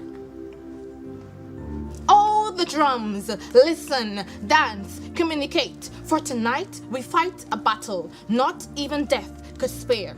Blue eyes, white skin, master said that's beauty within. But guess what? Black, brown, gold, royalty, reparations we are owed. Them say hassa, but we say cassava. That's where we get the strength from to beat and conquer. For tonight we're returning to Ghana. You may say, I'm a descendant of slaves because of the rich melanin that gushes from my pores. But I came to tell you tonight, I am not a slave. Rather the descendant of kings and queens. I am the embodiment of the divine. I do not chase, I align, I attract. What's meant for me already has my name on it. I am the personification of beauty, the expression of love, the creator of life, the acknowledgement of freedom. So go ahead, call me what you want, because when I die, bury me in the oceans where my ancestors jumped from the ships, because they knew death was better than bondage. This is something that I wanted to discuss since Emancipation Day, but did you know that Britain only finished paying for slavery in 2015? Yes, 2015 as in 10 years ago. This fact was revealed in a since deleted tweet back on February 9, 2018 by the then Her Majesty's Treasury. In 1833, Britain borrowed 40% of its national budget, £20 million, to finance the Slavery Abolition Act. This act was the official end of British slavery and went into effect on August 1, 1834. The money that was borrowed was used to repay British slave masters for their quote-unquote loss of property. However, for the enslaved, there was no repayment and no form of compensation was offered. The amount that was borrowed, the £20 million, was equal to £2.2 billion in today's money. The since deleted tweet from Her Majesty's Treasury pointed out that the taxes paid by people today was used to repay the loan that paid the slave masters. This would mean that people from the Windrush generation and their descendants, people from Barbados, Jamaica, Trinidad and Tobago and other British colonies, would have helped to repay the loan taken out to pay the people who enslaved their ancestors. Using this video, I want to highlight that when people say that slavery was so long ago, 400 years ago, ancient history and we should get over it, we can see that it wasn't that long ago. If we look at a timeline of the history of Barbados, we can see that chattel slavery in Barbados lasted 207 years, whereas the time from emancipation in 1834 to today is only 191 years. So as a nation, we spent longer in slavery than we've spent free. I want you to think about that. Facts like these are why people have started a call for reparations, to correct an injustice done to us as a nation, a region, and a people. If you want to learn more about reparations and how you can be involved, click the link in my bio.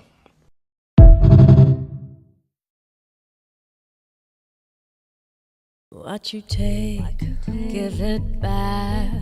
Stolen riches, give it back. My name, you changed that. Your hate, keep that. My land, where's that? Green pastures now flat. Your greed did that. My religion, you stop that.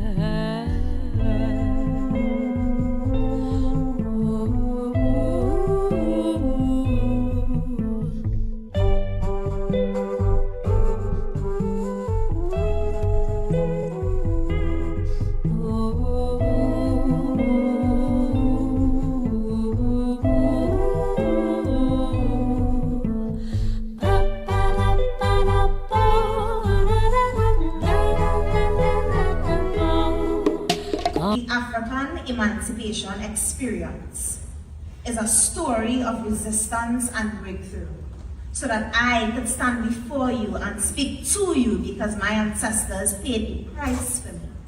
So when you look at me, see not just African beauty, but freedom in its entirety, where black is beautiful and freedom is opportunity, where people who look like me can be celebrated equally.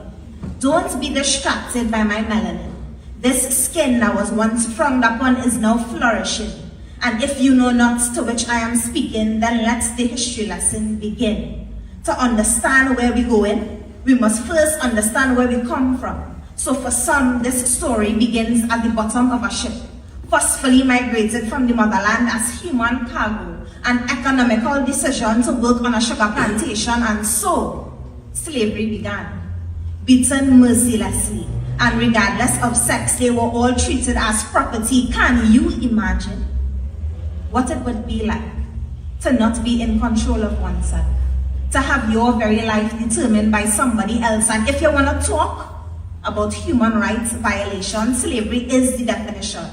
Punishment, imprisonment, torture, mutilation, sold without hesitation, separated from tribes to limit communication, and if you even hum an African ritual master could have your tongue for that. So on the plantation, it had none of that. We did what we were told, no questions asked. After all, slavery was an organized business and we were just labor. To work without receiving a dollar, branded and assigned Christian names didn't make it any better. But I am the prayers of my ancestors answered. A strong black African woman whose voice has the power to command even the boldest man, whose power comes from purpose, whose pain has inspired passion. So every African descendant walking confident continues to break the chains of a cycle. On August 1st, 1838, my generation was molded in hope, paid for in sacrifice, bought in tears. So when these heirs hear the words African emancipation, can we understand the dedication of our ancestors' contribution to civilization? Because these doorways to freedom that we walk through so gracefully was paid for with the life of your mummy's mummy. So I wear my African heritage proudly, as this poem speaks to who we are, who we were, and who we will be. And since I get to decide, I will take my African emancipation walk in stride. Stand with me, side by side, black woman to black man, black boys to black girls. Let our stories be told with honor. Let the skin be celebrated in boldness, for in the end, this story was always destined for greatness. Thank you, ladies and gentlemen. The Center for Reparation Research is thrilled to launch this international reparation debate competition. This international reparation debate competition that we launched today for secondary schools is one of our most important projects. How do we engage youth on matters of reparatory justice? The change needed in the education system can only be advanced when the youth are engaged and their voices are heard. Why is reparation so important in and for the Caribbean? Because time comes for justice for our ancestors. Time comes for the Caribbean to insist on the right to development, to be compensated for the violence against our ancestors. So outreach to the young people who have joined this movement is critical. There is no mass movement that isn't a youth movement. And we certainly want reparations to be a mass movement. So it's really exciting, though, to have a regional stroke international debating competition. And I'm looking forward to your participation as you construct your arguments for and against, remembering that the 10-point plan for reparatory justice is our guiding framework for the areas in which we are demanding compensation, because we certainly want to impact the public opinion and awareness in Europe. So it's fantastic to have the United Kingdom participating as well. So why is it important for youth to be involved in the reparation movement? Being involved in the reparations movement is critical to youth if one is to know their history so that they can understand why their societies are functioning as they are today. The future of the countries we live in are dependent on the current situation that exists today in our countries. And these current conditions were created by the past, including indigenous genocide, African enslavement, indentureship, and colonization. Being involved in reparations is about seeking justice, seeking a way to reduce inequalities in our own countries and then in the broader world. It's about seeking a more peaceful and balanced world, where global problems are solved in partnerships, not in isolation. I believe the sponsors are hoping this competition will allow our youth to gain knowledge about the past so that as young people, you'll be able to make better decisions in the future and make our countries better places. We know that we need to understand stories about people that look like us. So the fact that so many of you young people have registered was so encouraged by your enthusiasm and your passion for wanting to enter this debate. It is so important. It's just at the core of who we are that we need to understand where we come from, understand our true history, and having a debate competition on this particular topic is such an important milestone. To have a real conversation about repair, and the fact that our young people were so articulate with their presentations, and to ensure that we keep educating our young people, because you are the future of us and are the Caribbean's a sustainable future. So congratulations, everybody.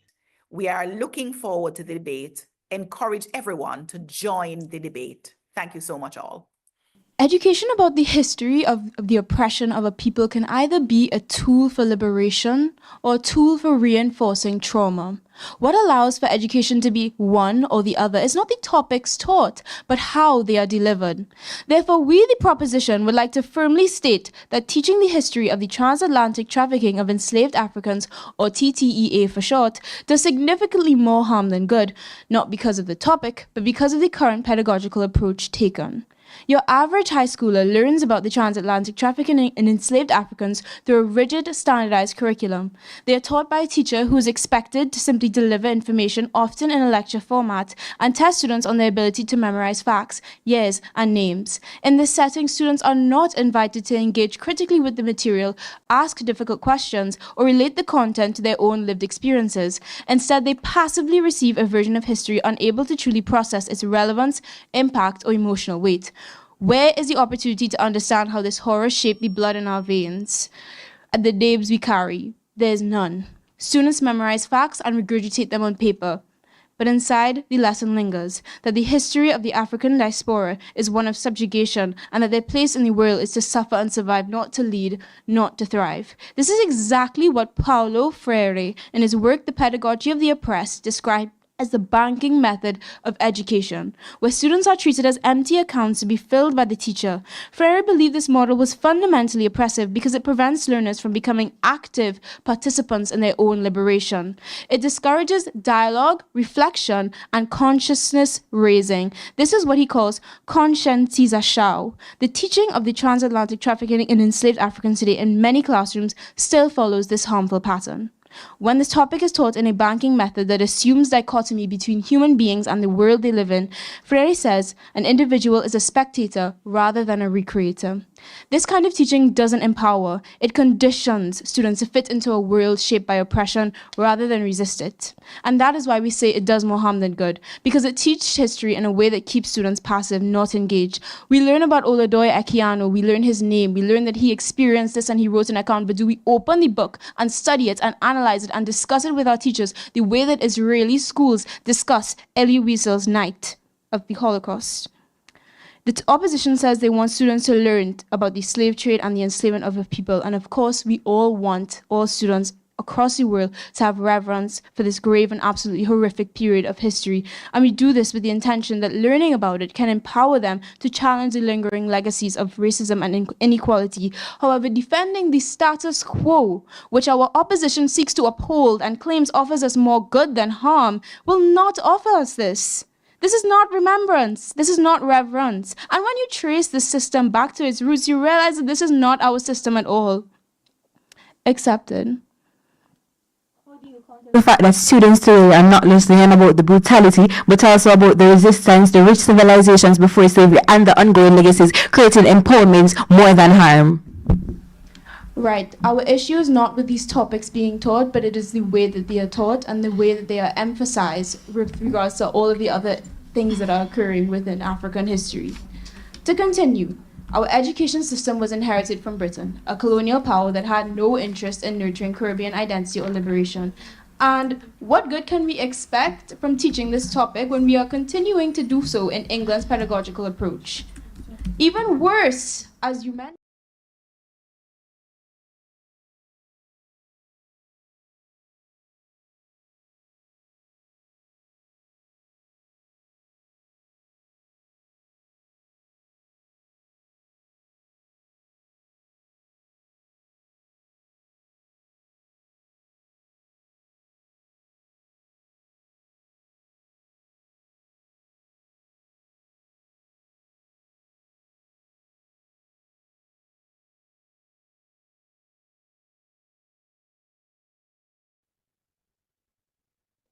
Welcome back, ladies and gentlemen. We are at the segment where we reveal the results and provide some analysis, hopefully helpful suggestions to both teams who have just contested the debate.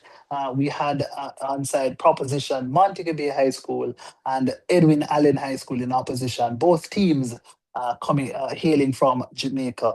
The motion that was contested looked at whether, in a context where former colonial powers, European powers, are going through economic challenges, severe economic challenges even, should that be a mitigating factor, reducing, curtailing the demand for reparations placed on those countries? That was the essence of the debate. Before I get into the analysis, though, I'm pleased to invite Ambassador Smith to really share a few words with our teams. Ambassador Smith, you may proceed. I am honored, sir. Thank you very much. And to all of the debaters, I say thank you for educating me. And I would like to encourage each of you to remember that the work you did should not just lay with you. Take it to your colleagues in school, take it to your communities, because all the arguments that were put forward were excellent. You each have a right to be very proud of your preparation, very proud of your teamwork, very proud of your presentations. My sincere compliments to each of you and to all of you collectively. Wonderful job. Thank you very much, Ambassador Smith. All right, ladies and gentlemen, what a debate this was. I will confess it proved difficult for us as a panel to arrive at a unanimous decision. In fact, we did not arrive at a unanimous decision. The scores, though, are very, very impressive. 285 points.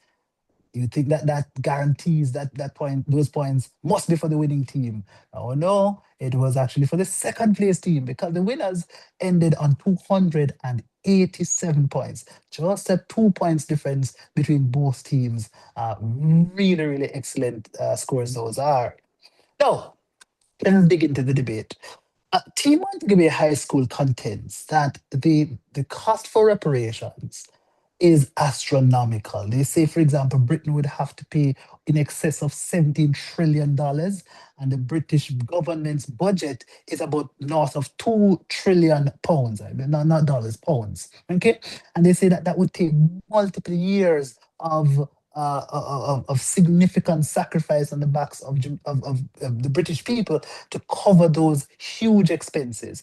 They say that is likely to lead to significant social upheavals, that these societies, being democratic as they are, their people not being as committed to the sacrifice for reparations, would effectively stand in staunch opposition to reparations, not when it is that much of the money that should be used in their estimation to their own development needs are being ferreted away to the Caribbean to offset the harms attendant to slavery and colonialism. Now, on side opposition, we get a very, very strong moral argument, very powerful argument.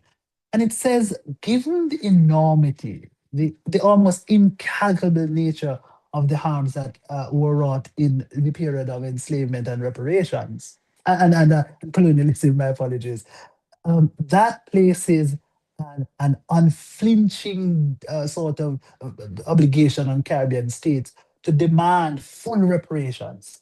They say that that demand must not be sympathetic and it must not be conscientious of the fiscal and financial and economic burdens that these states face. They say that a lot of their wealth that exists now is a reflection of years, decades, centuries even of amassing proceeds of a crime, slavery and reparation and then colonialism. They say they point to international law that says when you are obliged to pay reparations, that must be first and foremost in terms of your obligation, not to develop your own country, not to use the wealth that you have to seek more wealth and to exploit other countries from their wealth for your benefit. But it must be, I would say, punitive to the extent that you must sacrifice your own development needs, if needs be, to pay this debt. We contend that morally, Edwin Allen wins the argument, quite convincingly so. We though are concerned with the pragmatic considerations from Montego Bay High. We think that it is an enormous ask, and dare I say, an impossible ask.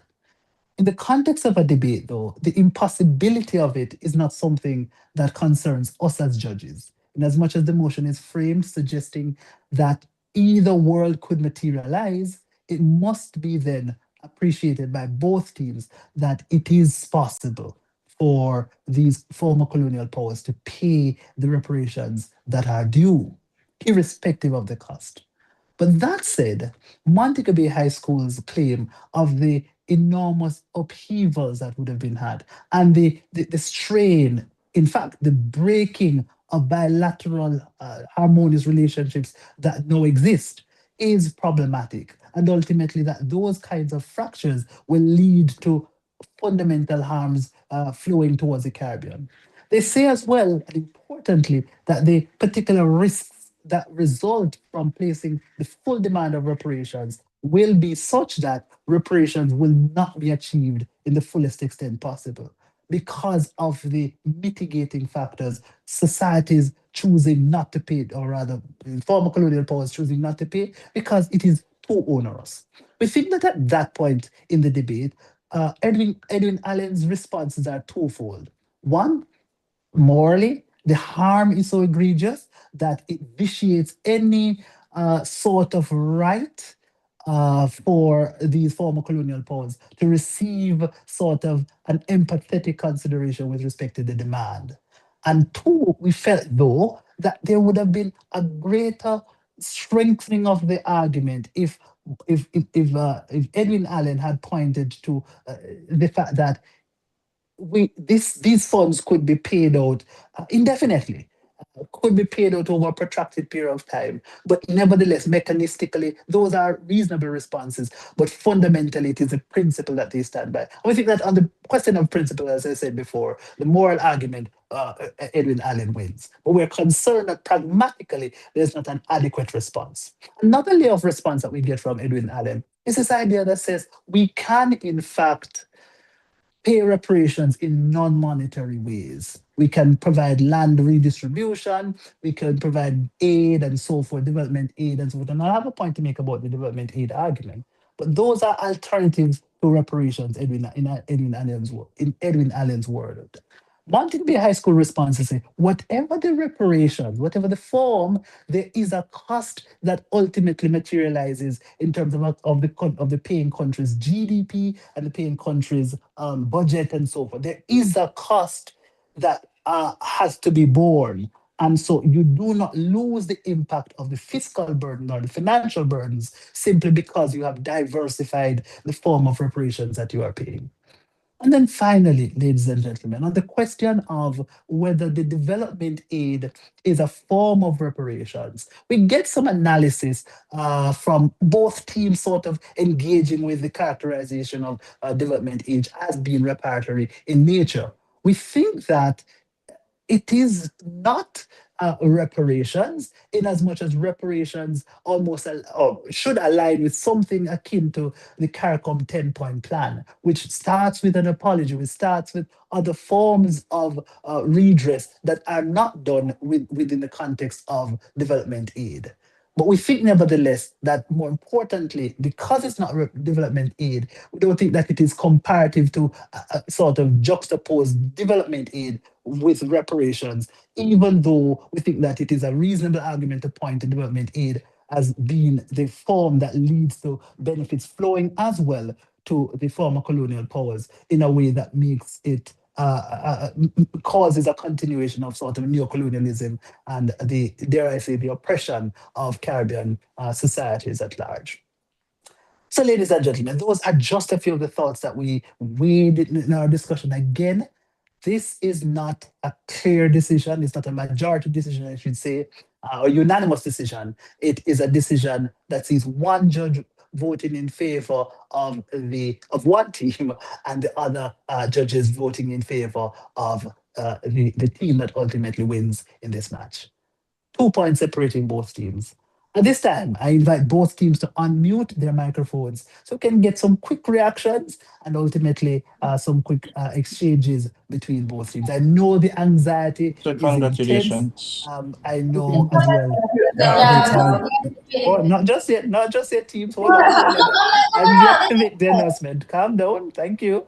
And so 285 points versus 287 points. The winner of this match in the second round of the International Reparations Debate Competition comes to us from Jamaica. That team, ladies and gentlemen, is Montego Bay High School for Girls.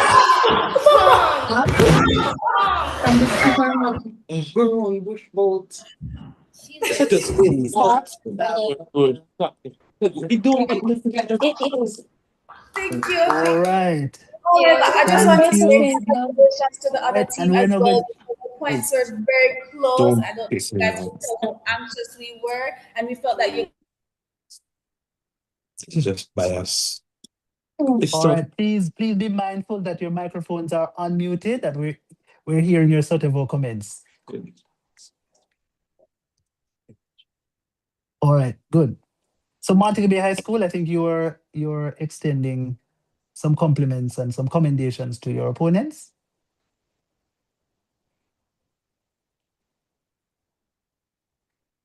I think All right, I'm not hearing Montego Bay High. Edwin, Allen, are you with us? Yes, we are. We would like to express congratulations to Montego Bay on their. Oh, you guys are hearing us now? Okay. Yes. Okay, are you hearing me? All right, so we would Yes, are you like hearing to. me? Yes, sir, we are. So we would like to express congratulations. Hello, am to I being Montego. heard? Yes, sir. Am I being heard? Hello? Yes, you're being heard.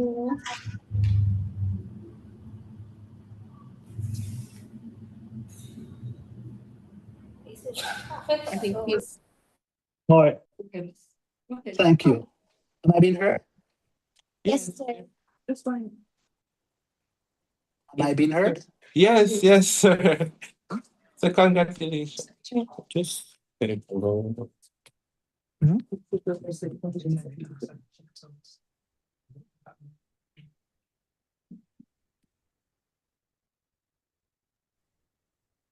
All right. Heard? Yes, sir.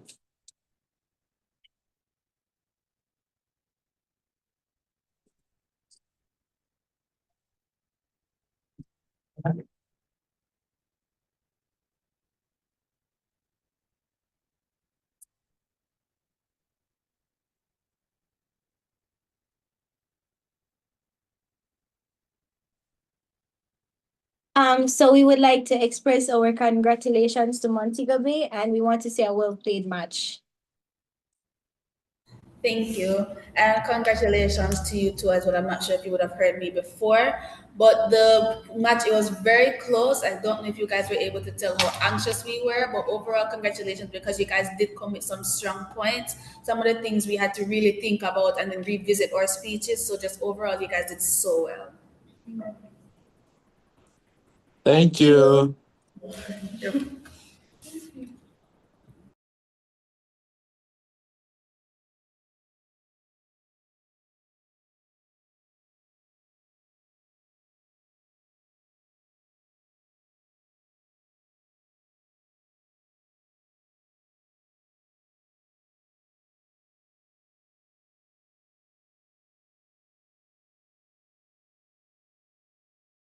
And a very, very valiant effort by Edwin Allen High School. It's also important that we point out the best speaker in this debate who actually came from the team in opposition. That was the leader of the opposition, Recoy Thomas. Hearty congratulations to you, Mr. Thomas, on a very, what we thought was a very excellent speech in this debate, thus earning the very commendable position of being the best speaker in this debate. All right. That being said, ladies and gentlemen, thank you so very much for tuning in to what was an exciting day of debate. Very much thank to my panelists, to the sponsors of this debate, and we hope to see you, our listening audience, once more tomorrow, where we'll have the following set of matches in round two of this, the International Reparations Debate Competition. Thank you so very much for watching.